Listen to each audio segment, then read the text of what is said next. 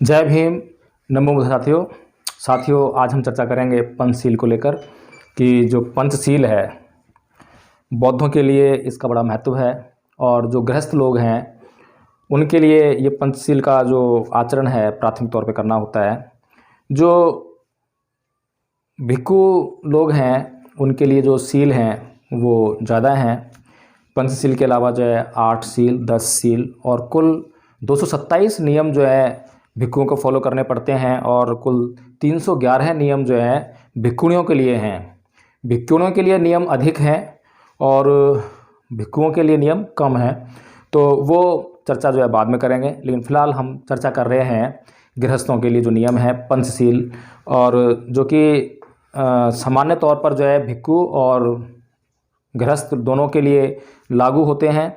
लेकिन जो भिक्षु होते हैं उनके लिए जो तीसरा सील है वो बदल जाता है और भिक्षुओं को 10 सीलों का निरंतर पालन करते रहना होता है, जब भी वो भिक्षु बने रह सकते हैं। और भिक्षुओं के लिए एक बात और बहुत ज़रूरी है, वो है कि जहाँ पर गृहस्थों के लिए ये जो सील हैं केवल निर्देश हैं, वहीं पर यही सील भिक्षुओं के लिए संकल्प हैं। संकल्प और निर्देश में फ़र्क ये है कि निर्देश होने का मतलब ये है कि ये जो लोग हैं गृहस्थ लोग इन सीलों पर चलने का प्रयास करेंगे। अगर गृहस्थों से ये सील टूट जाते हैं तो वे दोबारा सील ग्रहण करेंगे और दोबारा चलने का प्रयास करेंगे, बार बार प्रयास करेंगे। लेकिन अगर भिक्षु से कोई भी सील टूटता है तो उसमें प्रयास वाली स्थिति नहीं है, उसमें उसको वो सील का पालन किसी भी हालत में करना ही है। सील का पालन ना कर पाने की दिशा में भिक्षु संघ उस भिक्षु पर कार्रवाई करता है, उसको दंड देता है। तो संकल्प के टूटने का मतलब है दंड को आकर्षित करना। तो इसी प्रकार से हम आज जो है 5 सीलों की चर्चा करेंगे और 5 सीलों में पहला सील है पाणातिपाता बेरमणि सिक्खापदं समादयामि। तो ये जो पाणातिपाता बेरमणि सिक्खापदं समादयामि है, इसका मतलब है हिंसा से, कि मैं किसी भी प्रकार की जीवों के प्रति हिंसा नहीं करूँगा। अब यहाँ पर जो है कई बार ऐसा भी देखा गया है और जाना गया है कि जो हमारे जीवन में कई बार ऐसी परिस्थितियाँ उत्पन्न हो जाती हैं कि जहाँ पर हमें हिंसा करना आवश्यक हो जाता है।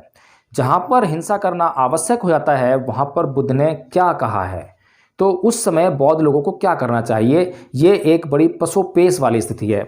और ये जो सील है पहला, जो हमें हिंसा करने से विरत रहने की शिक्षा देता है, यही सील जो है जैनियों का आधार है। तो जैनियों की जो अहिंसा है और जो बौद्धों की अहिंसा है, दोनों में क्या अंतर है। जैनियों की अहिंसा में हिंसा के लिए कोई स्थान नहीं है, कभी भी, चाहे कोई भी परिस्थिति हो, कैसी भी परिस्थिति हो, वहाँ पर हिंसा के लिए कोई स्थान नहीं है। लेकिन बौद्ध लोगों के लिए उसमें एक्सेप्शन है, अपवाद है, विशेष तौर पर गृहस्थों के लिए। गृहस्थों के लिए इस सील में अगर आपके लिए आवश्यक हो, जरूरी हो, जहाँ भी जरूरी हो, वहाँ पर आप हिंसात्मक हो सकते हैं। लेकिन सबसे बड़ी जो कंडीशन बुद्ध ने लगा दी है वो ये है ज़रूरत। अगर ज़रूरत है तभी हिंसा की जाए, ये नहीं कि आप किसी भी परिस्थिति को, किसी भी ज़रूरत को निर्माण करें और उसका बहाना लेकर आप जो है हिंसा करने पर उतारू हो जाएं। ऐसा नहीं हो सकता। सबसे पहले आपको केवल और केवल अहिंसा का ही प्रदर्शन करना है, आपको अहिंसा से ही काम लेना है। जब ऐसी परिस्थितियों का निर्माण हो जाए जहाँ पर अहिंसा करना आपके लिए जो है मुमकिन ना हो और जहाँ पर हिंसा से ही आपका बचाव हो सकता है, आपके जीवन की रक्षा हो सकती है, तब बुद्ध आपको कभी भी उस हिंसा से नहीं रोकते हैं। क्योंकि बुद्ध जो है इस जीवन में जो सामाजिकता है और उस सामाजिकता को बनाए रखने के लिए जिन बातों की आवश्यकता है उस पर बहुत बल देते हैं। बुद्ध ये जो सील है इसमें भिक्षुओं के लिए और गृहस्थों के लिए, दोनों के लिए अलग अलग परिस्थितियां हैं। सील एक ही है लेकिन परिस्थितियां अलग हैं। जहां ये जो सील है ये गृहस्थों के लिए निर्देश है कि वे प्रयास करेंगे कि कभी क्रोध ना करें, लेकिन उनसे क्रोध हो जाए तो वे दोबारा से उस बात पर सोचेंगे, अमल करेंगे और दोबारा से सील ग्रहण कर उस पर चलने का प्रयास करेंगे। लेकिन वहीं पर अगर ये भिक्षुओं से ये सील टूट जाए, कहीं उनसे हिंसा हो जाए, तो उन्हें तुरंत अपने से संघ को सूचित करना होता है कि मुझसे ये सील टूट गया है। फिर संघ उस पर जो है उचित निर्णय लेता है, उचित दंड देता है। उसके बाद जो है जब वह शुद्ध हो जाता है, परिशुद्ध हो जाता है और संघ को ये लगता है कि इस भिक्षु को भिक्षु बने रहना चाहिए, तभी वह भिक्षु संघ में रहता है, अदरवाइज उसको भिक्षु संघ से निष्कासित कर दिया जाता है। तो ये जो सील है ये बहुत महत्वपूर्ण है, इसको हमें समझना चाहिए और ये किसी भी प्राणी की हत्या किसी भी प्रकार से हमें नहीं करनी चाहिए। भोजन की अगर हम बात करें तो भोजन अगर हम स्वाद के लिए किसी जीव की हत्या कर रहे हैं तो वह सर्वथा अनुचित है, वह सर्वथा बैन है। लेकिन यहाँ पर जो है कुछ लोग जो है कुछ परिस्थितियों का हवाला देते हैं, जैसे कि कुछ ठंडे प्रदेश हैं वहाँ पर जो है कुछ ऐसा भोजन नहीं मिल पाता है जहाँ पे उनकी ज़रूरत होती है, तो वहाँ पर उनको वो भोजन लेना ही पड़ता है। खैर ये तो बहुत ही सामान्य सी बात है। जब बुद्ध ने एक बात कह दी है कि need to kill, whenever you have a need to kill then you can kill, there is no other option before you, so you have to follow that option that you are in need of killing something somebody, so you have to kill, there is no option. सो यहाँ पर जो है ये option जो है कि कब किसको मारना है, इस चीज़ को हमें अच्छी तरह समझ लेना चाहिए। और आज देश में जो है बहुत बड़ा एक प्रश्न भी लेकर बौद्ध लोग बेशक से प्रश्न उठा रहे हैं कि हमें अपनी आत्मरक्षा में हथियार उठाने चाहिए। निस्संदेह आपको अपनी आत्मरक्षा में, अपनी स्वरक्षा में हथियार उठाने ही चाहिए, लेकिन क्या आपने अब तक अपने जीवन में अहिंसा का पालन किया है? क्या आपने अपना जीवन जो जिया है, क्या जो हिंदू लोग अपना जिस तरह से जीवन जीते हैं, मुस्लिम लोग जो जीते हैं, ईसाई लोग जो जीते हैं, जितना वो क्रोध करते हैं, क्या आपने उनके मुकाबले 10%, 20%, 30% कुछ भी क्रोध कम किया है? आपने सामान्यतः वही जीवन जिया है, उतना ही क्रोध किया है। जब भी आपको क्रोध आया है तभी आपने क्रोध किया ही है, कभी अपने क्रोध को रोका नहीं है, कभी आपने अहिंसा बरती नहीं है, हिंसा से हमेशा काम लिया है। तो आप ये कहते हैं कि अपनी सुरक्षा में आप जो है हथियार का इस्तेमाल करेंगे, तो ये बनता नहीं है। सबसे पहले आप जो है अहिंसा पर चलकर देखिए, अहिंसात्मक बातें कीजिए, दूसरों को जो है जो उनकी हिंसा है उसका प्रतिरोध अहिंसा से करके देखिए, दूसरों की गाली का जवाब उनके साथ में मैत्री स्थापित करके देने का प्रयास करके देखिए। उसके बाद ही ये संभव हो पाएगा, तभी आपकी मांग को जायज़ ठहराया जा सकता है। तो साथियों ये जो पहला सील है बहुत इंपॉर्टेंट है कि मैं अकारण किसी प्राणी की हिंसा नहीं करूंगा। और एक बात और साथियों मैं बता दूं कि ये जो जितने भी सील हैं, पांचों सील जो हैं, ये जो हैं निषेधात्मक हैं, यानी ये कुछ नहीं करने के लिए बोलते हैं।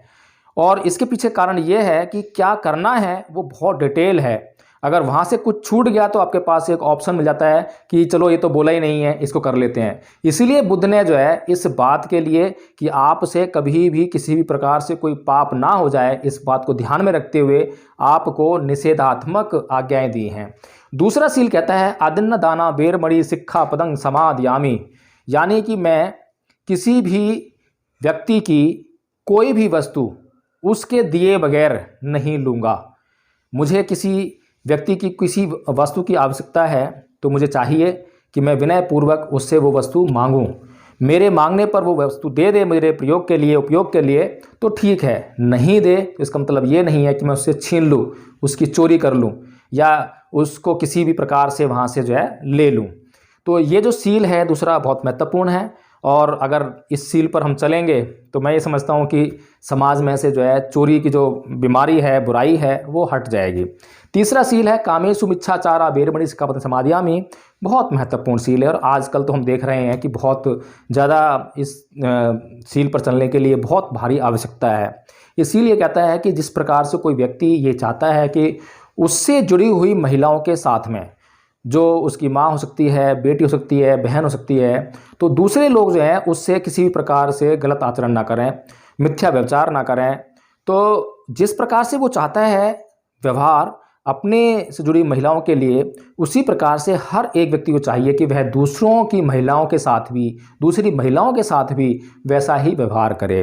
तो ये जो सील है बहुत इम्पोर्टेंट है, और आजकल जो है इसकी वजह से बहुत अपराध भी हो रहे हैं। तो चौथा सील जो है वो है मूसावादा बेरमणि शिक्षापदं समादयामि, यानी कि मैं झूठ बोलने से व्रत रहने की शिक्षा ग्रहण करता हूँ। और ये जो झूठ बोलना है, असत्य भाषण है, इसमें 5 चीज़ें शामिल हैं, जैसे कि असत्य भाषण हो गया, सच का ही बोलना हो गया, और निंदा करना, चुगली चपाटी करना और व्यर्थ की बातें करना, ये नहीं होनी चाहिए। ये सभी बातें इसमें शामिल हैं। तो झूठ बोलने से क्या नुकसान होता है ये हम अच्छी तरह जानते हैं कि जब भी कोई व्यक्ति हमसे किसी बात के बारे में झूठ बोलता है या झूठ बोलकर हमसे कोई काम करवा लेता है जिसको हम नहीं करना चाहते हैं, तो उसके बाद हमें कितना कष्ट का अनुभव होता है। इस बात को समझते हुए हमें भी ये चाहिए कि जब हम किसी भी व्यक्ति से कोई झूठ बोल रहे हैं तो उनको भी वैसा ही कष्ट का अनुभव होगा। इसलिए यह जानकर कि दूसरों को कष्ट का अनुभव होगा तो हमें कभी भी किसी से कभी भी कोई भी झूठ नहीं बोलना चाहिए।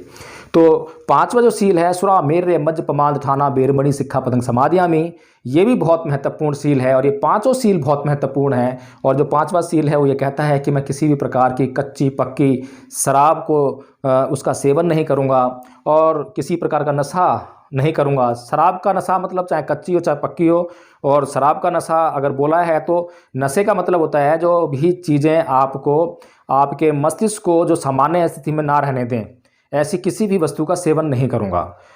दूसरी इसमें एक बात और है कि पमाद ठाना, ये जो पमाद ठाना है ये है आलस्य, कि मैं आलस्य से रहित जीवन जीऊँगा, मैं आलस नहीं करूँगा।